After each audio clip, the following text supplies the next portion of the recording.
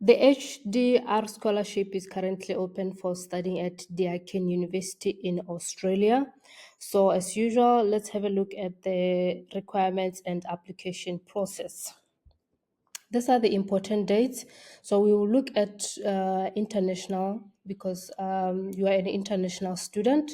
Domestic refers to the students that are in Australia.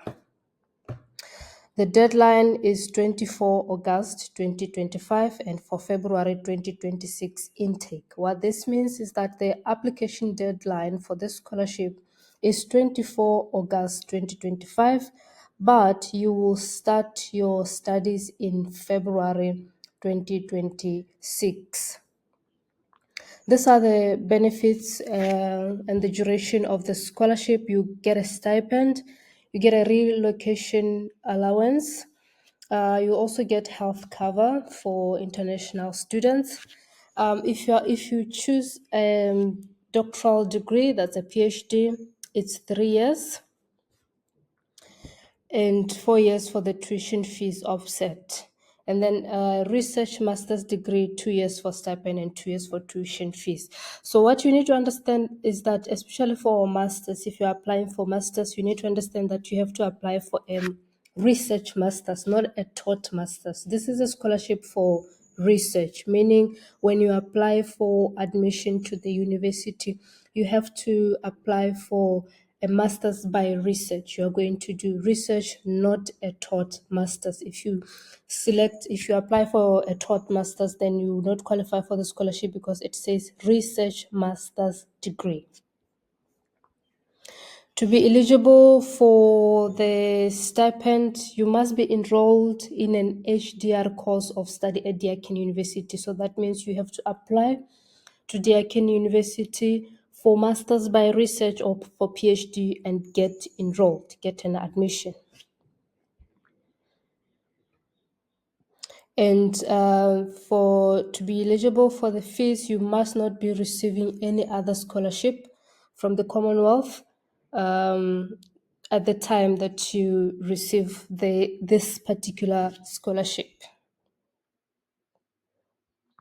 And then to be eligible for the stipend, they say students must not be receiving income from another source to support that student's general living costs while undertaking their course of study. If that income is greater than 70% of that student's income unrelated to the student's course of study or income received for the student's course of study but not for the purpose of general living costs is not to be taken into account. I believe it's straightforward.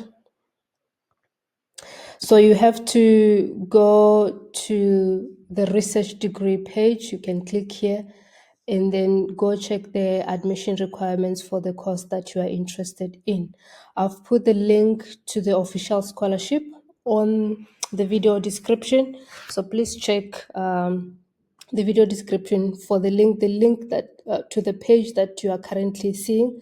When you click on that link, you should be able to access this page that will take you to the admission requirements for the course that you are interested in. And also for fast updates, remember to join my Patreon community. The link is also in the video description.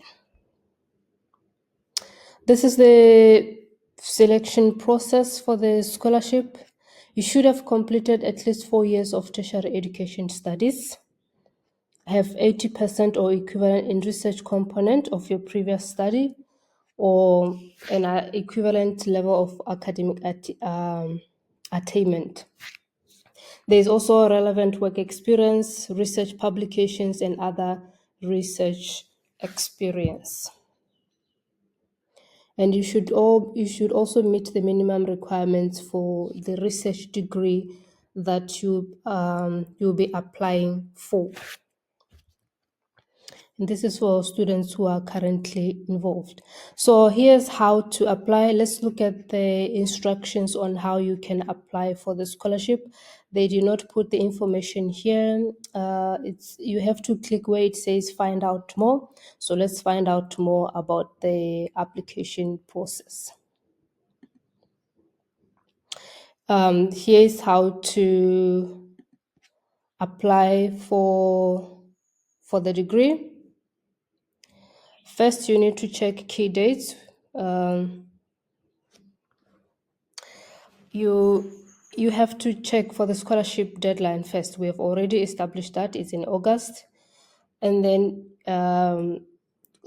you can apply for your admission so that you don't miss the deadline. But it's in August, so you have a lot of time. Read the entry requirements. Before starting your application, please understand the entry requirements, including research ability, the minimum qualifications, and the English language proficiency. Just read.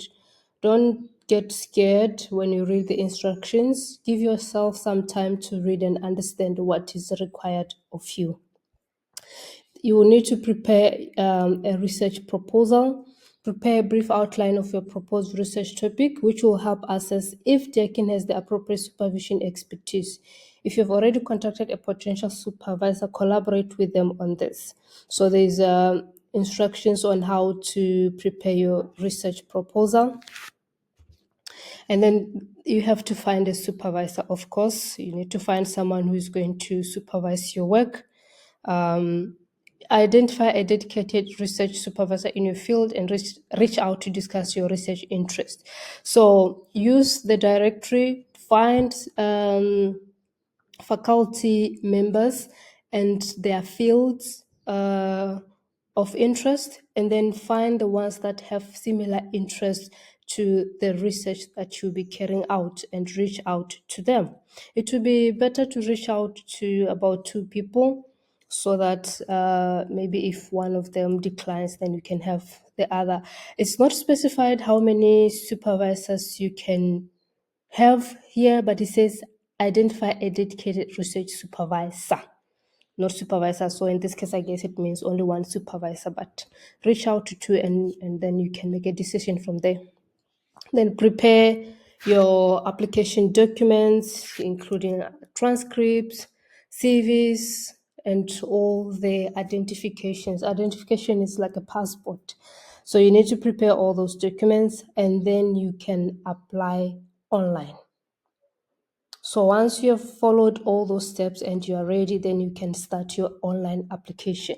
And if you feel stuck, if you feel that you need assistance, you can book for my one-on-one scholarship mentorship. I will be happy to support you and go through the application with you and also review all your application documents, including your research proposal before you send it to your supervisors. All the best with your application.